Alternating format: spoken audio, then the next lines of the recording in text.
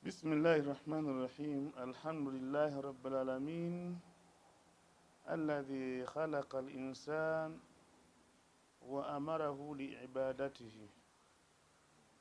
الصلاة والسلام على رسول الله صلى الله عليه وسلم وعلى آله وصحبه ومن سار على نهجه إلى يوم الدين أما بعد. abatuuliza ab'ebitiibwa assalamu alaikum warahmatullahi wabarakatuhu. Tuli ku Al-Mimbar Media Group alhamdulillah nga twongera okweyigiriza n'okujjukanya kw'ebiyinza otusisinkanya mu maaso ga Katonda subhanahu wa ta'ala nga tuli balungi. Ekitiibwa omuntu kyalina kuno ku nsi ayagala okubeera nakyo ku nnaku olw'enkomerero era ajja kisanga naye nga yakikolerera. Obulungi bw'ayagala okusisinkana Allah subhanahu wa ta'ala nabwo ku nnaku olw'enkomerero ajja bufuna nga yabukolerera. Omuntu yenna yenna ayagala saada ewa Allah subhanahu wa ta'ala nga lyeddembe era abeere ng'akola obulungi kuno ku nsi abutuukirize. Era mukyo Allah subhanahu wa ta'ala agamba nti olunaku lwe yateekerateekera abantu okukuŋŋaaniramu bonna bonna nga bazze gy'ali, lunaku lwakubeera nti omuntu agenda okufunamu yagenda okudda mu maaso ga Katonda ng'alina omutima omulamu. Wakitiibwa Allah subhanahu wa ta'ala agamba a'udhu billahi minash shaitani rajim mu surati Shu'ara aya ya 89. Allah agamba yawma la yanfa'u malun wala banun illa man ata Allaha biqalbin salim. Lunaku luzibu, lunaku lwetaagisa emirimu gyaffe, lunaku lwetaagisa obulungi, lunaku lwetaagisa okulongoosa. Allah lwatagenda kutunuulira ku muntu okuggyako yenna oba yekka agenda okutuuka mu maaso ga Katonda nga yalongoosa ate n'abeera ng'omutima gwe agukoleredde ekisobola okubeera nga kigulamusa ne gubeera omutima omulamu. Nabwe kityo babitiibwa mbakubiriza ne ssekubiriza yenna tukolerere Allah subhanahu wa ta'ala kyaba atugambye, kubanga omulungi omusisinkana nga naawe oli mulungi. Agenda okusisinkana kabaka ayambala ebisobola okumusisinkanya kabaka, agenda okusisinkana ow'ekitiibwa era yeeyisa mu mpisa ey'ekitiibwa. Wakitiibwa Allah subhanahu wa ta'ala ebitendo byonna eby'obulungi bibye naye nga atwagala mutuukako biqalbin salimin, n'omutima omulamu. Ebitendo by'omutima omulamu bingi nnyo, so nga oba oli awo n'ebitta omutima ogwo bingi nnyo. Ebitendo by'omutima omulamu bingi nnyo, so nga n'ebitta omutima bingi nnyo. Tufubeko nnyo okunoonyereza biki ebiramusa omutima ne gubeera omulamu ogutuuke wa Allah subhanahu wa ta'ala nga Allah yastakbiluhu, nga agwaniriza nga waligambye newaffe nti n'emikono ebiri. Omuntu ayaniriza ekintu n'emikono ebiri aba akisiimye era ng'akola ki? Ng'akyagala. Oli bw'ateekayo omukono ogumu oba oli awo n'atunula n'eri yakra aba atamiddwa, oba oli awo n'ekintu ekyo teyandyagadde akole ki? Abeere ng'akifuna. Bakubiriza ne ssekubiriza yenna babitiibwa tunoonye amakubo gonna agalongoosa emitima gyaffe tutuuke mu maaso ga Katonda nga tulina emitima emiramu. Ekyokubiri, tunoonye ebiwabbaha oba ebiddugaza emitima gyaffe egiyinza okutuusa mu maaso ga Katonda subhanahu wa ta'ala ng'emitima gino middugavu. Giddugala na bingi era ebisobola okubeera nga bigyonoona, naye nga mu kimu ku bisobola okuddugaza emitima az-zunub, amazambi, wal atham, n'ensobi omuntu z'akola oba n'ebikolobero omuntu by'akola biddugaza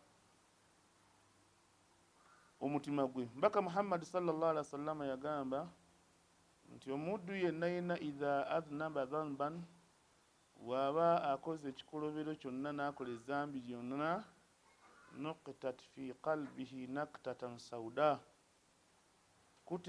kuteekebwa ku mutima gwe ettondo eriddugavu.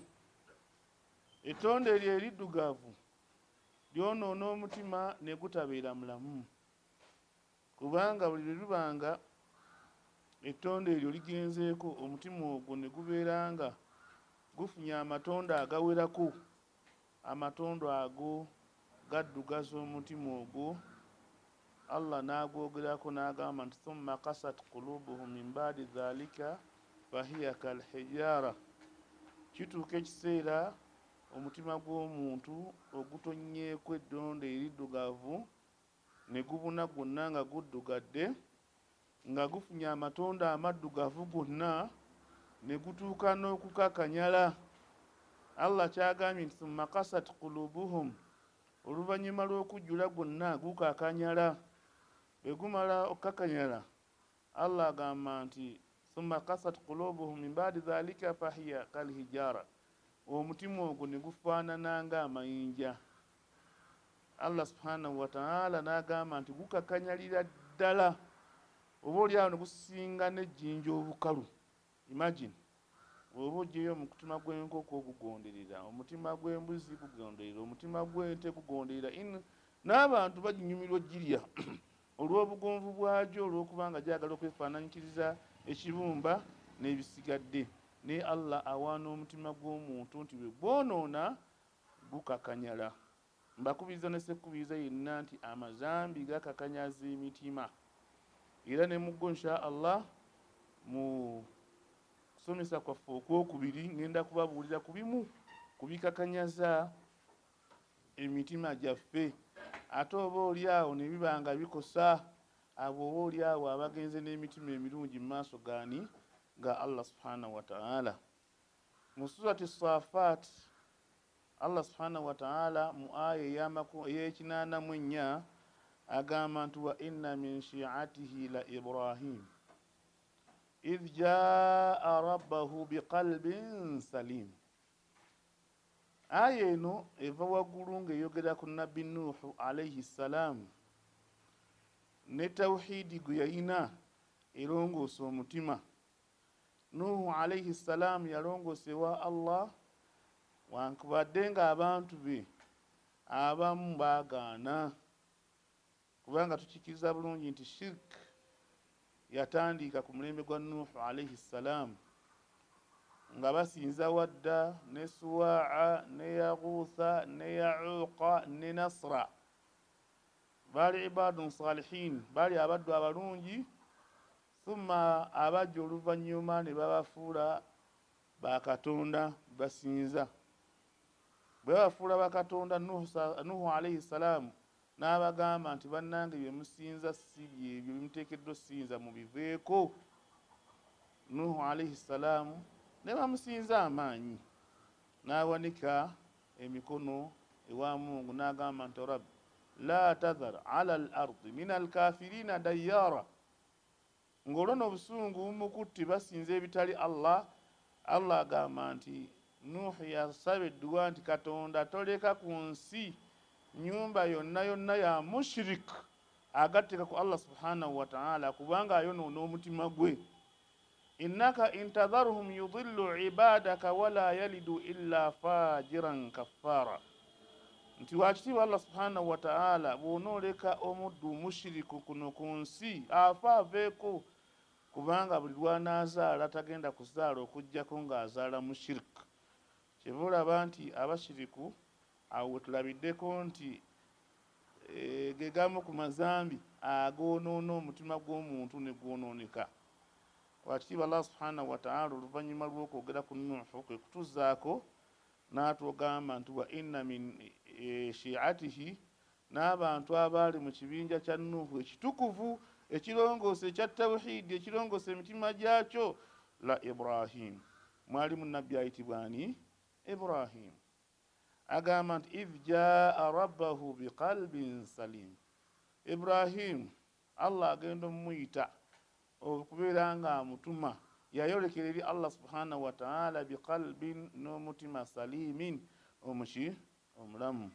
Mujjukire nga ffenna ffenna tugamba nti taata waffe Ibrahim huwa sammaana muslimini, yatutuuma baki abasiraamu.